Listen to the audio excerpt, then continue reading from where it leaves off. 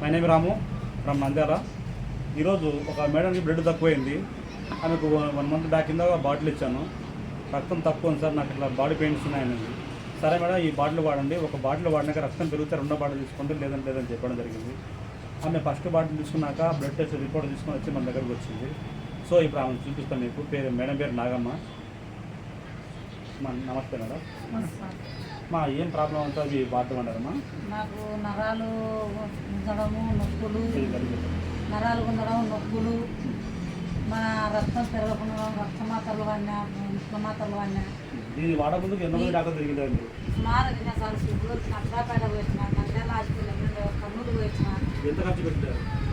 ఇంతసారి ఒక 5 కిలోమీటర్లు 10,000, 5,000, 5,000, 2,000, 3,000 ఇప్పటికి ఈ బాటిల్ తీసుకున్న కాడి నుంచి నాకు ఫస్ట్ ఈ బాటిల్ తీసుకోక ముందుకు 6.6 ఉంది.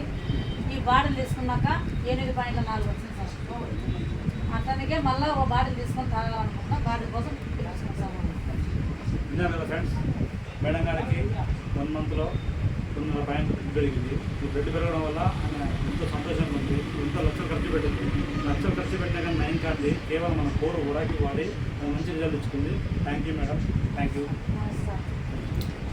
ఈ బ్లడ్ రిపోర్ట్ కూడా ఫ్రెండ్స్ ఈరోజు తీసుకుంది మేడం గారు.